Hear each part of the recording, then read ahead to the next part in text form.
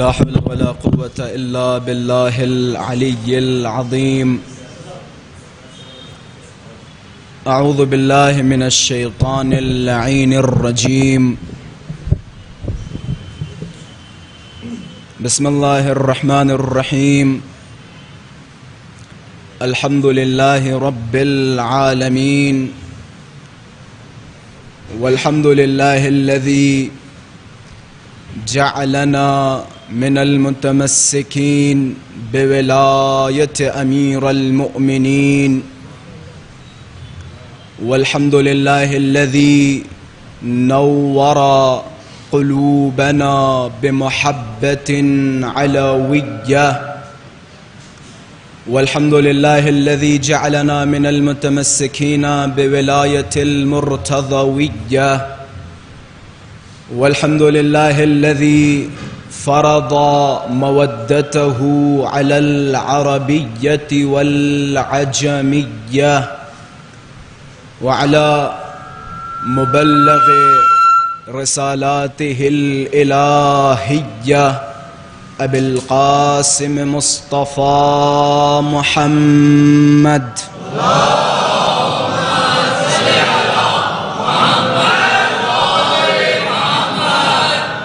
اللهم صل وسلم وزد وبارك على صاحب الدعوة النبوية والسولة الحيدرية والعصمة الفاطمية والحلم الحسنية والشجاعة الحسينية والعبادة السجادية والمآثر الباقرية والآثار الجعفرية والعلوم الكاظمية والحجج الرضوية والجود التقوية والنقابة النقوية والهيبة العسكرية الهيبة الإلهية الحجة القائمية.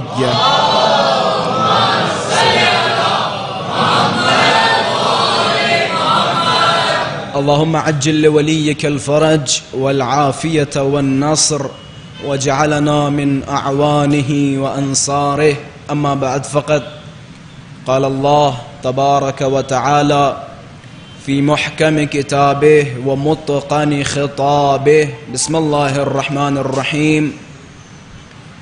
إنا نحن نحيي الموتى ونكتب ما قدموا وآثارهم وكل شيء أحصيناه في إمام مبين. صدق الله العظيم.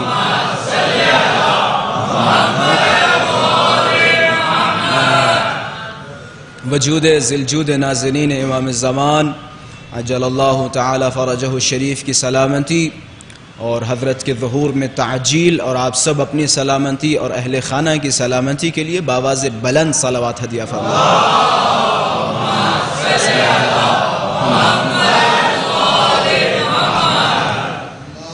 اللہم صل علی محمد و آل محمد.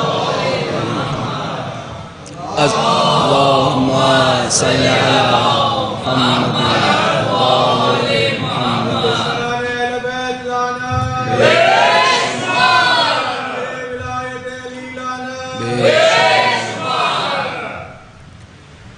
عزیزان محترم، آج یکم محرم الحرام ہے،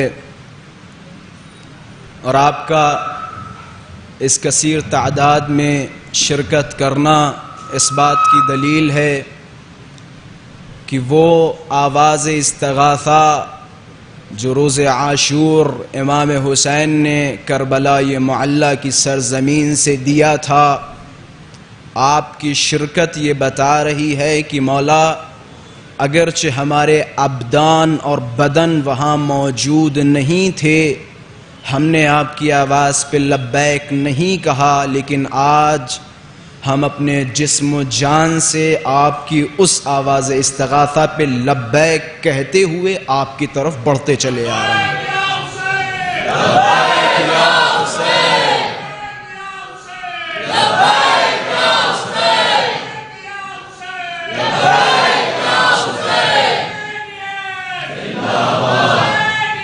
زندہ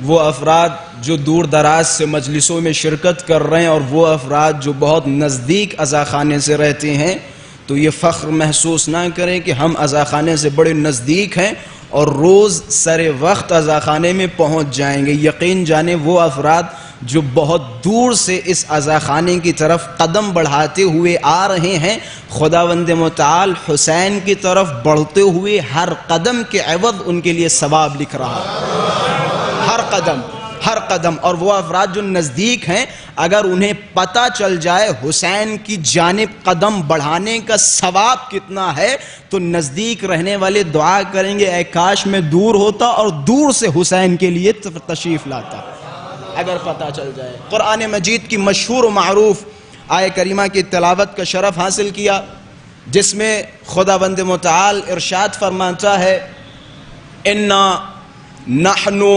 نحیی الموتى، ہم مردے کو زندہ کرتے ہیں، وَنَكْتُبُ اور لکھتے ہیں ما قدموا جو کچھ گزرا، جو کچھ تم نے انجام دیا، وآثارہم بنا بر ترجمہ قدموں کے نشان یا پھر تمہارے ان کارناموں کے آثار کو ہم لکھتے ہیں۔ اور آخری جملہ وَكُلَّ شَيْءٍ أَحْصَيْنَاهُ فِي إِمَامٍ مُبِينٍ، اور ہم نے تمام چیزوں کو امام مبین میں سمیٹ دیا ہے۔ بڑا آسان اور میں نے تقریباً بڑا واضح ترجمہ آپ حضرات کی خدمت میں پیش کیا۔ اس سے پہلے کہ میں اس آیت پہ گفتگو کروں، مختصر محل نزول بیان کرتا چلوں، کیونکہ میں نے جیسے ممبر پہ بیٹھا ایک نقطہ آپ حضرات کی سماعتوں کی نظر کیا۔ وہ افراد جو حسین کی فرش اعضاء پہ دور سے آ رہے ہیں ان کے لیے عظیم ثواب خداوند متعال عطا کرے گا، اس پہ شاید یہ میری آیت دلیل ہو۔ اس آیت کا شان نزول یہ ہے، کہتے ہیں ایک قبیلہ مدینے میں رہتا تھا، قبیلہ بنی سلمہ کے نام سے، جو مدینے سے تھوڑا دور رہا کرتا تھا۔ مسجد نبوی ان کے لیے بہت دور پڑتی تھی، تو وہ مسجد نبوی آیا کرتے تھے نماز پڑھنے کے لیے بہت دور سے۔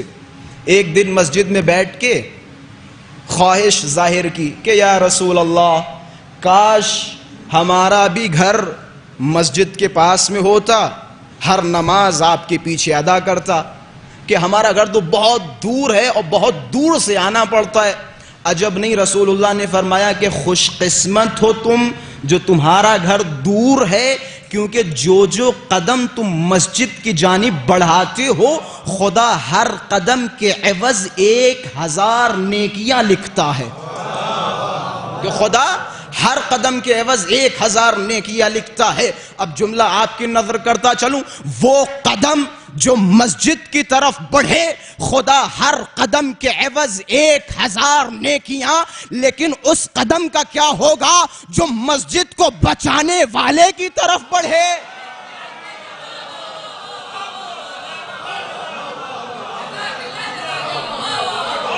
جس نے مسجدوں کی حفاظت کی، اگر اس کی جانب خلوص قلب اور عشق و محبت کے ساتھ ہمارا قدم بڑھے گا تو سوچے خدا کیسی عظیم نعمتوں سے نوازے گا۔ ہمارا قدم حسین کی طرف عشق، محبت، الفت، ارادت کے ساتھ بڑھ رہا ہے، حسین ابن علی کی طرف۔ تو لہذا جو قدم امام حسین کی طرف بڑھائیں گے ہر قدم کے عوض خداوند متعال نیکیاں لکھے گا، ہر قدم کے عوض خداوند متعال آپ کے گناہوں کو معاف کرے گا۔ میں نے کہا تھا نا، وہ افراد جو نزدیک رہتے ہیں وہ خواہش کریں گے اے کاش میں بھی دور رہتا اور دور سے آتا، خدا زیادہ ثواب عطا فرماتا۔ ایک صلوات پڑھے محمد وآلہ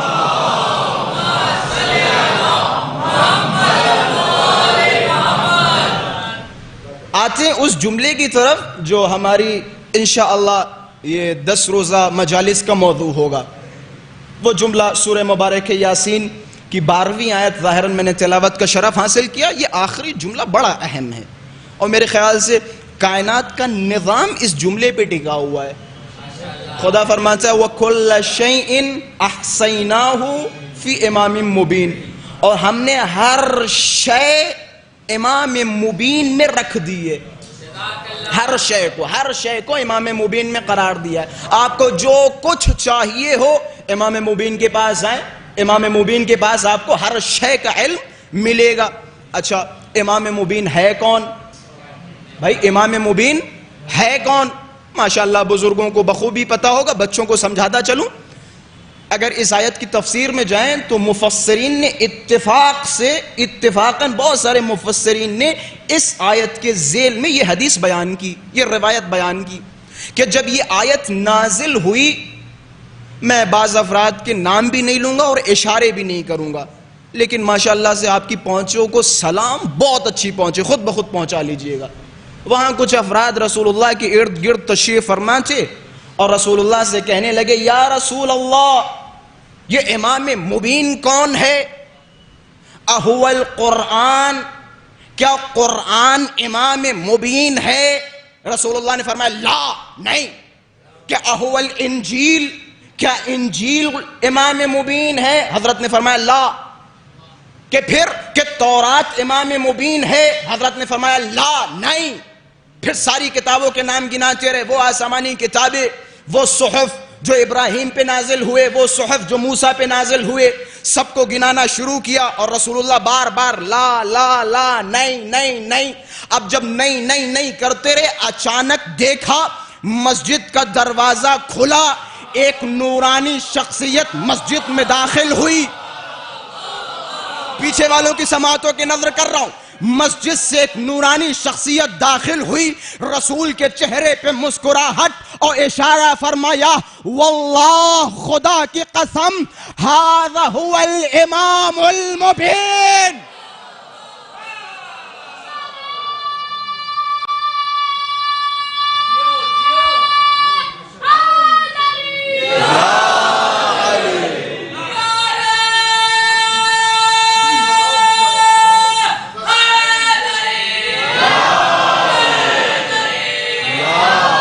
سماعتوں کو سلام.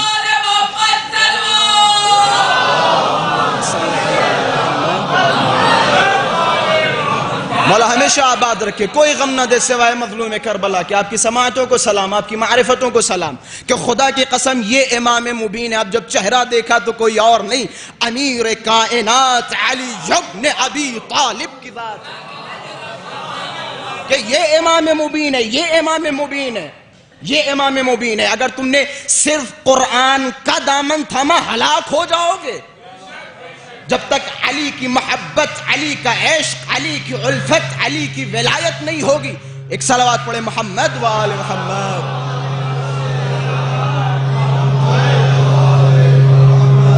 نعرہ حیدری,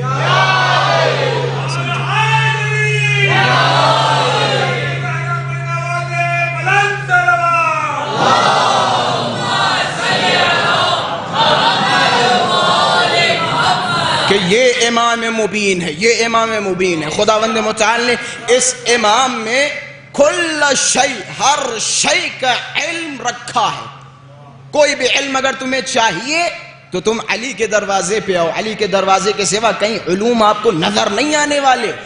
یہ آپ کی غلط فہمی ہے, غلط فہمی. بڑا خوبصورت جملہ علامہ امینی رحمت اللہ علیہ کا میں بارہا اپنی مجلسوں میں بیان کرتا رہتا ہوں. علامہ امینی صاحب نے غدیر کے موقع پہ فرمایا تھا کہ دنیا میں جتنے بے وقوف تھے, جتنے بے وقوف تھے, جتنے جاہل تھے, جتنے کم عقل تھے, انہوں نے علی کے دامن کو چھوڑ دیا. اور جتنے عقل مند و پڑھے لکھے تھے, انہوں نے علی کے دامن کو تھام لیا. علی کے دامن کو تھام لیا. جتنے باشعور تھے, جتنے باشعور تھے, علی کے دامن سے متمسک ہو گئے. یہ علی کے امام مبین, ھذا ھو امام المبین, یہ امام مبین ہے. تم کس کے چکر میں پڑے ہو؟ یہ امام مبین ہے. خدا نے تمام علوم اس امام مبین میں قرار دیے. اعلم الاولین والآخرین, کہ یہ ذات وہ ہے کہ جس کے پاس اولین و آخرین کے تمام علوم موجود ہیں. یہ وہ ذات ہے علی ابن ابی طالب ہے. قرآن مجید کی بڑی خوبصورت آیت، اوتوا العلم والایمان، وہ لوگ کہ جنہیں خداوند متعال نے علم اور ایمان عطا کیا۔ اچھا بعض اوقات ہوتا یہ ہے، بہت سارے افراد ہمارے معاشرے میں جائیں، بعض کے پاس علم ہوتا ہے، عمل نہیں ہوتا ہے، ایمان نہیں ہوتا ہے، بہت سارے بہت پڑھے لکھے لیکن ایمان نام کی ذرہ برابر کوئی شے نہیں، عقیدے خراب۔ اور بہت سارے ایسے ہوتے ہیں جن کے عقیدے بہت اچھے ہوتے ہیں، ایمان اچھا ہوتا ہے، محکم ہوتا ہے، خدا کی وحدانیت کے قائل، نبی کی نبوت کے قائل، علی کی ولایت کے قائل، ایمان بڑا مضبوط ہوتا ہے، لیکن علم ان کے پاس بہت کم ہوتا ہے۔ لیکن اگر کوئی ایسی شخصیت آپ کو ملے کہ جس میں یہ دونوں چیزیں جمع ہو جائیں، وہ پھر بشر نہیں ہوتا، وہ پھر بشر نہیں ہوتا بلکہ خدا کا قریب ترین بندہ ہوتا ہے، جس میں خدا دونوں صفتوں کو جمع کر دیتا ہے۔ اب اگر علی کو دیکھنا ہے علم کے میدان میں تو رسول اللہ نے بارہا فرمایا اعلم الناس علی، سب سے پڑھے لکھے علی کی ذات ہے۔ اور اگر ایمان دیکھنا ہے تو امیر المؤمنین علی، اگر ایمان دیکھنا ہے تو مؤمنین کا امیر۔ خداوند متعال نے علم بھی کلی صورت میں عطا کیا اور ایمان بھی کلی صورت میں عطا کیا، وہ ذات علی ابن ابی طالب ہے۔ وَكُلَّ شَيْءٍ احصیناہ فی امام مبین، اور ہم نے ہر شے کو امام مبین میں رکھا ہوا ہے، ہر شے کا علم امام مبین کے پاس ہے۔ جناب قمبر جا رہے تھے، راستے میں ایک پہاڑ نظر آیا، چونٹیوں کا پہاڑ، پورے پہاڑ پہ چونٹیاں ہی چونٹیاں، صرف چونٹیاں، اس کے سوا کچھ نہیں نظر آ رہا۔ اب دیکھیں معرفت ہے جناب قمبر کی۔ میں بعض اوقات یہ کہتا ہوں اور 100% دلیل و برہان کے ساتھ یہ باتیں کر رہا ہوں، علی کی معرفت جو حق معرفت ہے وہ سلمان و ابو ذر نے حاصل نہ کر پایا، تو ہم اور آپ معرفت علی کیسے اور حقیقت علی سے کیسے آشنا ہو سکتے ہیں؟ حقیقت علی سے، مسجد میں ایک صاحب بیٹھے ہوئے تھے رسول اللہ کے پاس، کچھ افراد مسجد سے نکلے، بنا بر روایت جناب ابو ذر مسجد کے باہر نکلے، ایک صاحب آئے کہ وہ آدمی جو رسول اللہ کے پاس بیٹھا ہوا، میں نے بتایا تھا معرفت سے علی کہ وہ آدمی جو رسول اللہ کے پاس بیٹھا ہے وہ کون ہے؟ ابو ذر نے کہا لا اعلم، نہیں پتا کون ہے۔ اب جب اندر گھسے، اما یہ تو علی ہیں، رسول اللہ سے غصے میں کہنے لگے یا رسول اللہ، آپ تو بڑی قسمیں کھاتے تھے ابو ذر کی سچائی کی، لیکن ابو ذر تو جھوٹے ہیں۔ کہ وہ کیسے؟ کہ آپ کے پاس علی بیٹھے تھے اور میں نے ابو ذر سے پوچھا کہ رسول کے پاس کون بیٹھے ہیں، تو ابو ذر نے انکار کر دیا کہ جو بیٹھا ہے اسے نہیں پہچانتا، کہ جو بیٹھا ہے اسے نہیں پہچانتا۔ رسول کے چہرے پہ مسکراہٹ کہ خدا کی قسم ابو ذر سے سچا کوئی نہیں، اور ابو ذر نے جو بتایا وہ بھی ایک ایسی حقیقت ہے کہ جسے دنیا کا ہر بشر نہیں جانتا، مگر تم علی کو پہچانتے ہو، تم علی کو پہچانتے ہو۔ پھر حضرت نے فرمایا خدا کی قسم علی کی ذات کو کسی نے نہیں پہچانا سوائے میرے یا میرے خدا کے، علی کی ذات کو کسی نے نہیں پہچانا۔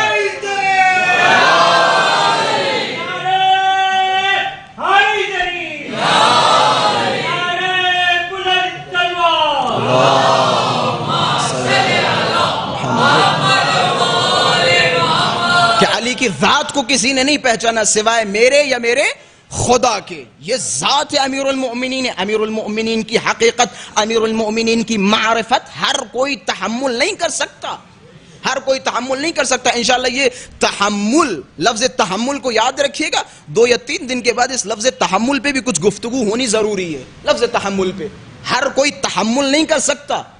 عجب نہیں، وہ قصہ جو میں بیان کر رہا تھا جناب قمبر کا، جناب قمبر ایک پہاڑ کے پاس سے گزر رہے تھے، وہ پہاڑ چونٹیوں کا، ساری چونٹیاں چاروں طرف نظر آ رہی۔ اب دیکھیں قمبر کی معرفت، تھوڑا سا توجہات کا طالب ہوں، قمبر کی معرفت دیکھیں۔ جناب قمبر نے جب اس چونٹیوں کے پہاڑ کی طرف نظر ڈالی تو خدا کی تعریف کرنا شروع کی کہ سبحان الذی من یعلم عدد ھذا النمل، کہ تسبیح و تقدیس ہے اس پروردگار کے لیے جو چونٹیوں کی تعداد جانتا ہے. بھائی یہ خطابت نہیں، یہ روایتیں ہیں کہ تسبیح و تحلیل ہے اس ذات کے لیے جو چونٹیوں کی تعداد جانتا. امیر المؤمنین ساتھ میں تھے کہ قمبر یہ کیسی تعریف کر رہے ہو خدا کی، کہ یہ کیسی تعریف کر رہے ہو، کہ مولا پھر کیا کہیں کہ کہو سبحان الذی خلق ھذا النمل. تسبیح و تحلیل ہے اس خدا کے لیے کہ جس نے چونٹیوں کو پیدا کیا. بس میں بعض منزلوں پہ پہنچانا چاہ رہا ہوں کہ یہ کہو کہ تسبیح و تحلیل اس خدا کے لیے جو چونٹیوں کو پیدا کر رہا ہے. عجب نہیں جناب قمبر مسکرائے اور فرمایا مولا کیا آپ جانتے ہیں ان چونٹیوں کی تعداد کتنی ہے؟ اللہ اکبر، اللہ اکبر. کہ آپ جانتے ہیں چونٹیوں کی تعداد کیا ہے؟ عجب نہیں مولا یا متقیان نے فرمایا قمبر سنو واللہ انی اعلم عدد هذا النمل واعلم الذکر من الانث. کہ خدا کی قسم نہ صرف یہ کہ میں ان چونٹیوں کو جانتا ہوں بلکہ میں جانتا ہوں ان میں نر کون ہے مادہ کون.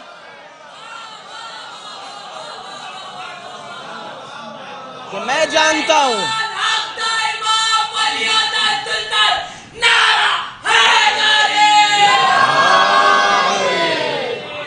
کہ یہ کوئی تعریف ہے کہ خدا عدد جانتا کہ یہ کام تو میرا ہے؟ عدد تو میں جانتا ہوں، عدد چھوڑو، مجھے اتنا پتا ہے ان میں نر کون ہے اور مادہ کون ہے. یہ علم علی ہے. پھر مولا نے فرمایا یا قمبر اوما قرأت الیاسین، کیا تم نے سورہ یاسین نہیں پڑھا؟ وَكُلَّ شَيْءٍ أَحْصَيْنَاهُ فِي إِمَامٍ مُبِينٍ. خدا نے ہر شیء کا علم امام مبین میں قرار دیا. ایک صلوات پڑھے محمد وآل محمد کے ساتھ کا.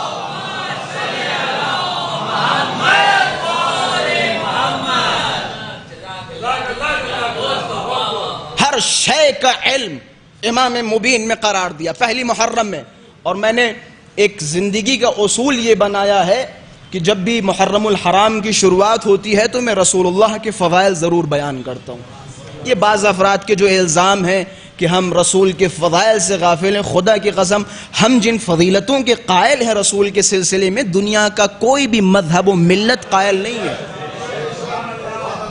اور یہ شیعوں کا عقیدہ ہے، پوری دنیا میں تقریباً سوشل میڈیا کے ذریعے سے پوری دنیا میں یہ پیغام جا رہا ہے. شیعوں کا عقیدہ اور سینہ ٹھوک کے یہ ہم ممبروں سے بیان کرتے ہیں. ہم امیر المؤمنین علی ابن ابی طالب کو دنیا میں رسول کے بعد سب سے بلند و بالا سمجھتے ہیں، سب سے افضل سمجھتے ہیں. اور رسول اللہ کو امیر المؤمنین سے ہر صفت میں افضل سمجھتے ہیں. علم میں رسول اللہ زیادہ، حلم میں رسول اللہ زیادہ، تقوی میں رسول اللہ زیادہ، ہر شے میں رسول اللہ کو افضل سمجھتے ہیں. کیونکہ خود یہ مولا متقیان نے فرمایا انا عبد من عبید محمد، کہ میں محمد کے غلاموں میں سے. اگر امیر المؤمنین کی تعریف کرنی ہو تو پہلے مرتبہ الوہیت کو الگ ہٹائیں، پھر مرتبہ نبوت خاصہ رسول اللہ کو الگ ہٹائیں، پھر امیر المؤمنین کی ذات. یہ شیعوں کا عقیدہ ہے، یہ شیعوں کا عقیدہ ہے. رسول اللہ ہر شے میں امیر المؤمنین سے افضل ہیں. اچھا امام مبین پہ بحث ہو رہی تھی اور ہر شے کا علم خداوند متعال نے امام مبین میں قرار دیا.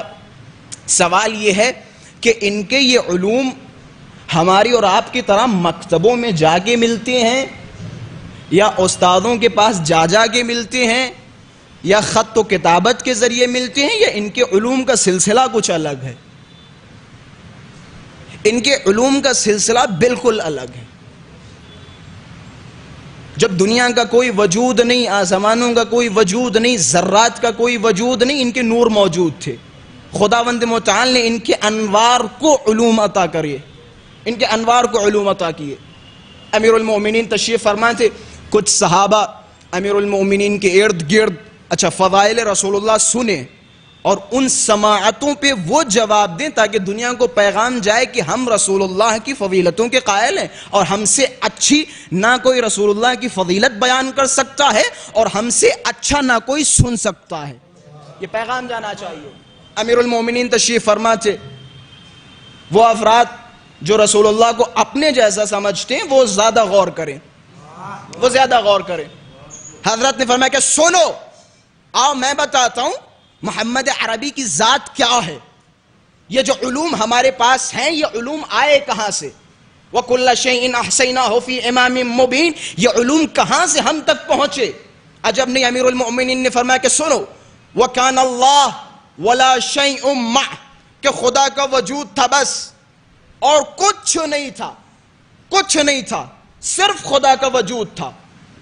فَأَوَّلُ مَا خَلَقَ نور حبیبہ محمد صلی اللہ علیہ وآلہ وسلم قبل خلق الماء والعرش والکرسی والسماوات والارض واللوح والقلم والجنة والنار والملائکہ وآدم وحوا، کہ کچھ نہیں تھا، صرف خدا کی ذات تھی. سب سے پہلے خدا نے نور محمد کو خلق کیا. نہ ہی آدم کا وجود تھا، نہ ہی حوا کا وجود تھا، نہ آسمانوں کا وجود تھا، نہ زمین کا وجود تھا، نہ یہ پانی تھا، نہ یہ سمندر تھے، نہ یہ جنت تھی، نہ یہ جہنم تھا، نہ یہ ملائکہ تھے، نہ یہ جبرائیل تھے، نہ یہ میکائیل تھے. نہ صرف یہ کہ ان کا وجود نہیں تھا بلکہ معصوم کی زبان کے الفاظ ہیں. کتنا پہلے، کتنا پہلے، 1000 سال پہلے، 2000 سال پہلے نہیں. روایت کے الفاظ ہیں ب24 و400 الف عام، 4,24,000 سال پہلے. ان تمام چیزوں کے خلق کرنے سے 4,24,000 سال پہلے خدا نے صرف کیا پیدا کیا؟ نور محمد. کہ نور محمد پیدا کیا. اب روایت کو بڑی غور سے سنیے گا، بڑا لطف لیجئے گا. پھر حضرت مولا متقیان فرماتے جب خداوند متعال نے ہمارے نبی کے نور کو خلق کیا، نور کو بنایا، فبقی الف عام بین ید اللہ عز وجل، 1000 سال تک خدا نے اس نور کو اپنے سامنے کھڑا کیا. اور اس نور کا کام یہ تھا یسبحہ ویقدسہ، تاکہ وہ خدا کی تسبیح کرتا رہے، خدا کی تقدیس کرتا رہے 1000 سال تک. اچھا یہاں سے مسئلہ ختم. پھر مولا فرماتے والحق تبارک وتعالی ينظر الیہ ویقول یا عبدی انت المراد والمرید وانت خیرتی فی خلقی. اور کہتے خداوند متعال نے جب نور محمد کو اپنے سامنے کھڑا کیا، بڑی حسرت بھری نگاہوں سے، بڑی عاشقانہ نگاہوں سے اپنے عبد کی طرف دیکھا، اپنے بندے کی طرف دیکھا، نور محمد کی طرف دیکھا اور کہ یا عبدی، اے میرے بندے، تم ہی مراد ہو، تم ہی مرید ہو، تم میرے بہترین مخلوق ہو اس زمین و آسمان و کائنات میں، کہ تم میرے بہترین مخلوق ہو. پھر یہاں سے فرمایا وعزتی وجلالی، اپنی عزت کی قسم، اپنے جلال کی قسم، لولاک لما خلقت الافلاک، اگر آپ کو خلق نہ کیا ہوتا تو میں افلاک کو پیدا نہ کرتا.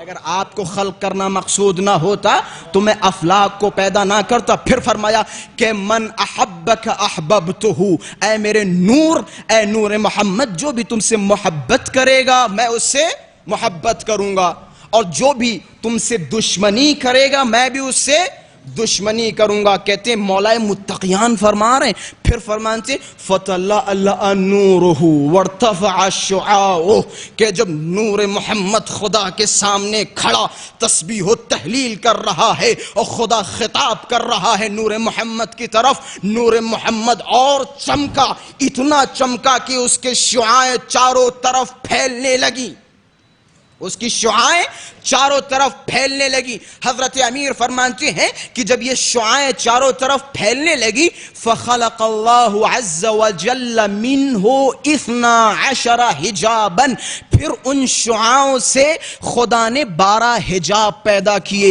اولها حجاب القدرہ، ثم حجاب العظمہ، ثم حجاب العزہ، ثم حجاب الحیبہ، ثم حجاب الجبروت ثم حجاب المنزلہ ثم حجاب النبوہ ثم حجاب الرفعہ ثم حجاب الرحمہ ثم حجاب السعادہ ثم حجاب الشفاعہ. خدا نے یہ 12 حجاب پیدا کیے. اب 12 حجاب پیدا کرنے کے بعد نور محمد کی طرف خطاب کیا کہ اے نور محمد جاؤ حجاب قدرت میں داخل ہو جاؤ. نور محمد حجاب قدرت میں گیا, 12,000 سال حجاب قدرت میں رہا. پھر اس کے بعد حجاب عظمت میں گیا, 11,000 سال حجاب عظمت میں رہا. اسی طرح 12 حجاب سے جب نور محمد کو نکالا گیا, پھر خدا فرماتا ہے, امیر کائنات فرماتے خدا نے پھر 20 سمندر پیدا کیے, 20 دریا پیدا کیے. یہ کوئی معمولی دریا نہیں بلکہ علوم کے دریا تھے.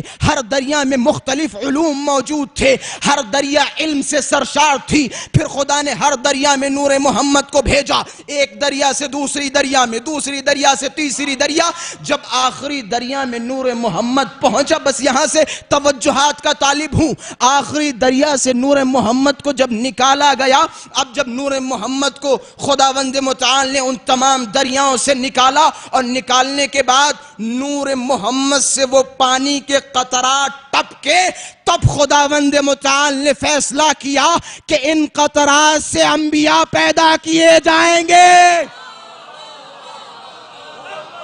کہ ان قطرات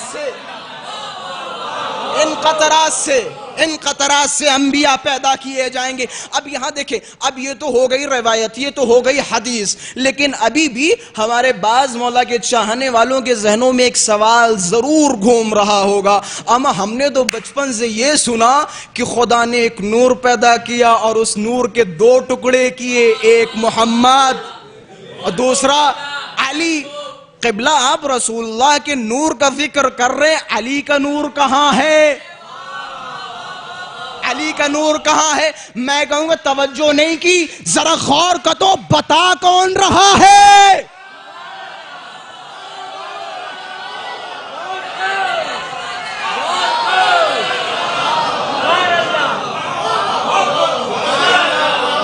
بھئی بتا کون رہا ہے؟ وہ نور بتا رہا ہے جو نور محمد کے ساتھ ساری دریاؤں میں تھا.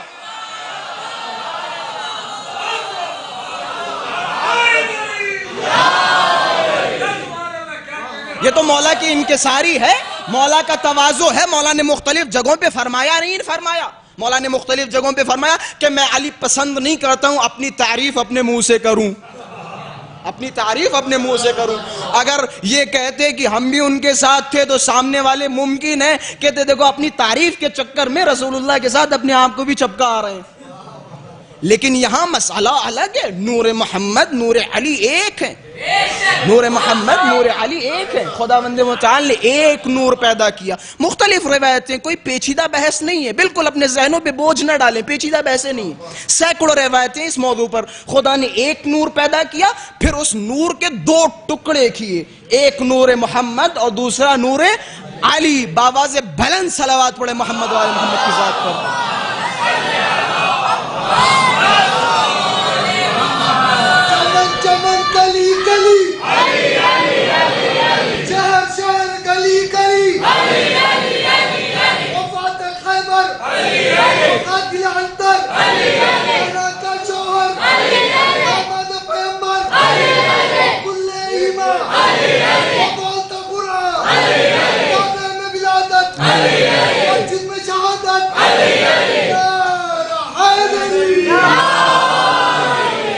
اب پتہ چلا ہم رسول اللہ کو کیسے سنتے ہیں, ہماری نظر میں رسول اللہ کا مرتبہ کیا ہے.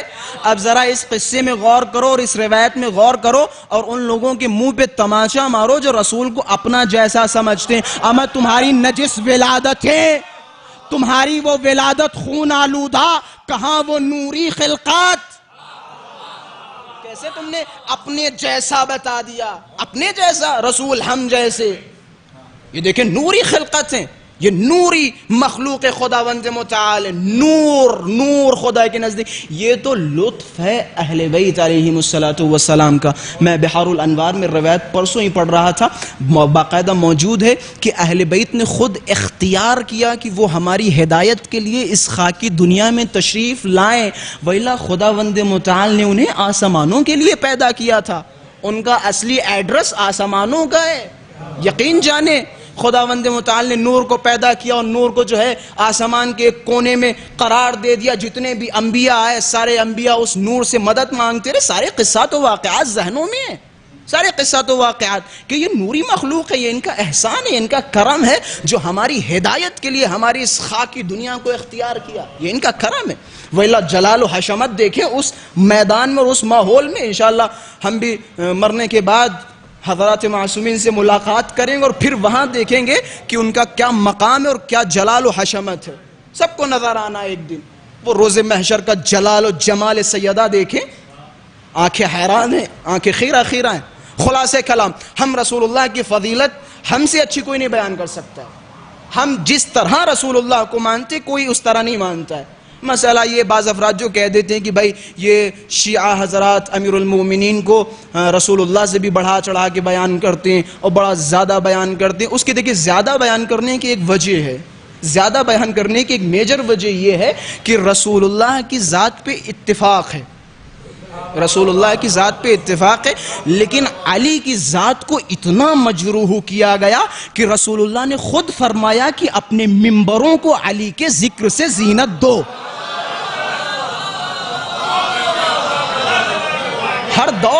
ہر دور میں علی کی ذات کو بڑا مجروح کیا گیا. یہ دور پڑھیں، ادوار پڑھیں، بنی امیہ و بنو عباس، بھائی کئی سالوں تک ممبروں سے امیر المؤمنین کے خلاف پروپوگنڈے چلے، جس کی وجہ سے حضرات معصومین نے تاکید کی کہ جتنا ہو سکے امیر کائنات کے فضائل و مناقب بیان کیے جائیں. اچھا مسئلہ یہ بھی بیان کرتا چلوں پھر ربط مصائب. یہ جو کہہ دیتے ہیں کہ بھیا یہ لوگ زیادہ امیر المومنین کے فضائل بیان کرتے ہیں اور علی ابن ابی طالب کو بہت ہی بڑھا چڑھا کے بیان کرتے ہیں. مسئلہ یہ ہے کہ تم نے تو رسول اللہ کو اپنے جیسا بتا دیا، ٹھیک ہے، رسول کو اپنے جیسا بتا دیا. تم نے تو یہ بھی بتا دیا کہ رسول اللہ بیچارے ان پڑھ تھے، جاہل تھے، گوار تھے، معاذ اللہ استغفر اللہ. پھر جبرائیل آیا اور ان کا سینہ چاک کیا اور اس میں جو ہے نمیدونم کیا سے کیا کیا، آپریشن کیا، پھر اس کے بعد انہیں پڑھنا لکھنا آیا. تمہارا تو عقیدہ یہ ہے، پھر تم تو کہو گے ہی کہو گے. مسئلہ یہ ہے کہ جب تم علی کو سنتے ہو تو شیعہ خطبہ و ذاکرین کے پاس آتے ہو، جب رسول اللہ کو سنتے ہو تو اپنی طرف جاتے ہو. اگر تمہیں رسول اللہ کی فضیلتیں جاننی ہیں جس طرح سے علی کو تم ہم سے سنتے ہو، رسول بھی ہم سے سن کے دیکھو.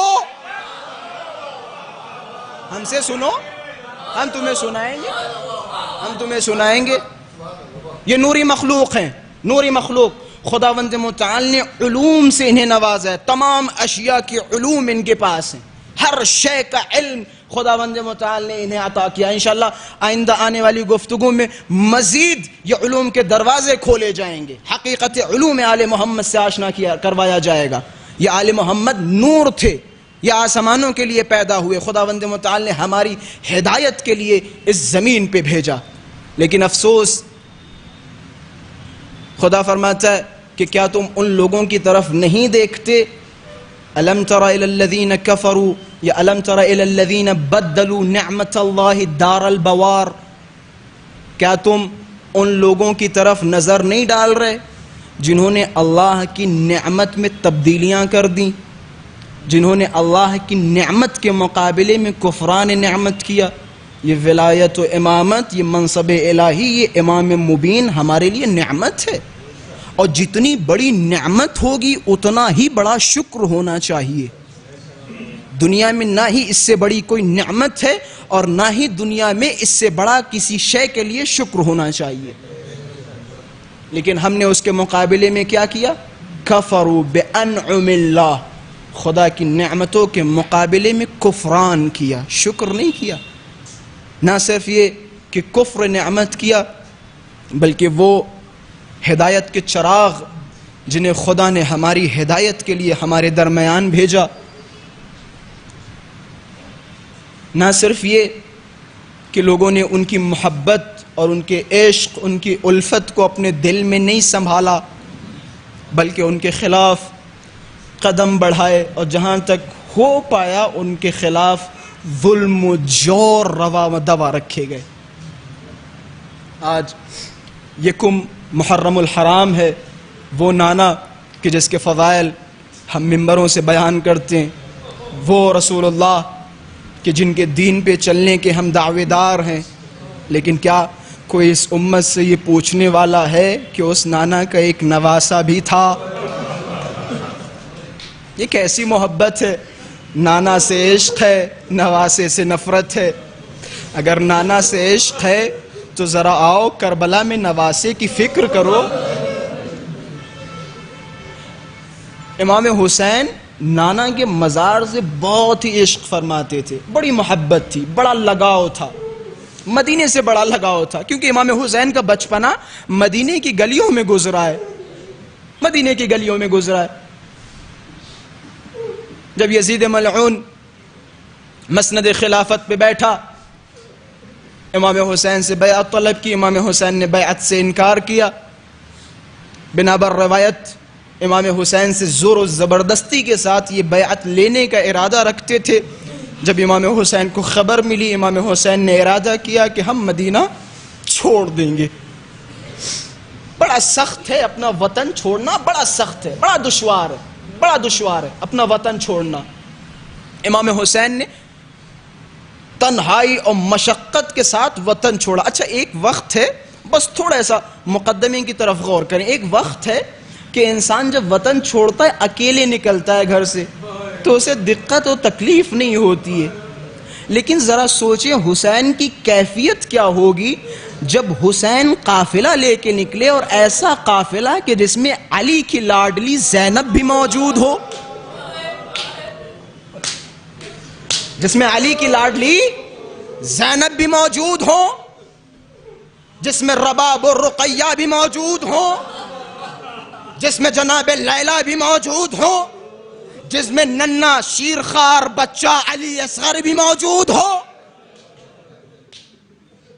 رسول اللہ جب مدینے سے ودا ہوئے، روایتوں کے جملے بس بڑے مختصر مسائل پڑھوں گا، امام حسین کو پرسا دے، یہ ایک محرم الحرام ہے۔ مولا فرمانتے ہیں یبن الشبیب ان کنت باکیا لشیء فابک للحسین، اگر تم کسی چیز پہ رونا چاہتے ہو نا تو آؤ میرے جد حسین پہ گریا کرو، بڑے ظلم و جور سے میرے جد کو مارا گیا ہے۔ رسول کے مزار پہ پہنچے، بنا ور روایت جس طرح سے ایک کمسن بچہ اپنی ماں کی آغوش میں لپٹ جاتا ہے، ٹھیک اسی طرح اپنے آپ کو حسین نے مزار رسول پہ گرایا، اور اتنا روئے کہ حضرت پہ غش طاری ہو گیا، حضرت پہ غش طاری ہو گیا، کیونکہ رسول اللہ بڑا پیار کرتے تھے امام حسین سے، بڑی محبت تھی، بڑا عشق تھا۔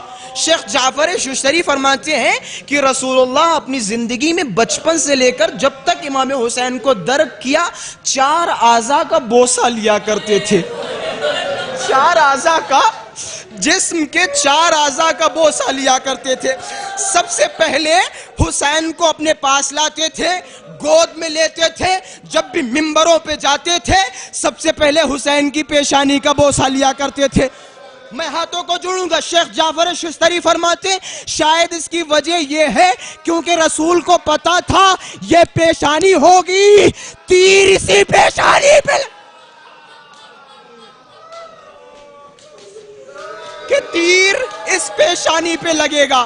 اچھا دوسری جگہ جہاں رسول بڑا بوسہ لیا کرتے تھے، امام حسین کے اوٹ، امام حسین کے لبوں کا بوسہ لیا کرتے تھے۔ عجب نہیں، شیخ جعفر فرماتے ہیں اس کی وجہ علت یہ ہے کیونکہ رسول کو پتا تھا یہ اوٹ خشک ہو جائیں گے اور ان اوٹوں پہ وہ لعین دربار میں بیٹھ کے چھڑیاں مارے گا۔ اجرکم علی اللہ، اجرکم علی اللہ، خدا آپ کو کوئی غم نہ دے سوائے غم مظلوم کربلا کے۔ اچھا تیسری جگہ بڑی حساس ہے، تیسری جگہ آپ کو جان لی تیسری جگہ کیا ہے؟ جہاں حسین کے بوسہ دیا کرتے تھے. بس توجہات کا طالب ہوں, حق گریہ ادا ہو. روایتوں کے جملے ہیں کہ تیسری جگہ جہاں رسول بوسہ دیا کرتے تھے وہ حسین کی گردن تھی. حسین کی گردن تھی. شیخ جعفر فرماتے ہیں علت یہ ہے کیونکہ رسول کو پتا تھا ارے ایک دن آئے گا حسین گھوڑے سے گرے گا, شمر لائی کا خنجر ہوگا. اجرکم علی اللہ, اجرکم علی اللہ. حق گریہ ادا ہو گیا, رو لیے. اب چوتھا سنیے. فرماتے چوتھا امام حسین کا سینہ تھا کہ سینے پہ بوسہ اس لیے دیا کرتے تھے کیونکہ انہیں پتا ہے کہ جب حسین گھوڑے سے گریں گے شمر ملعون اپنا گھٹنا حسین کے سینے پہ رکھے گا. ادھر کے گھوڑے ادھر جائے, حسین کا لاشا پر.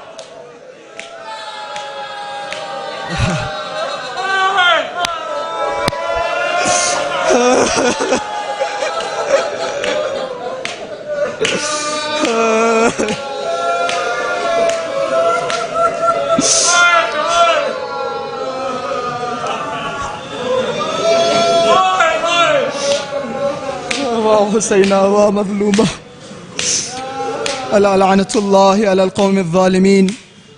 انا للہ وانا الیہ راجعون.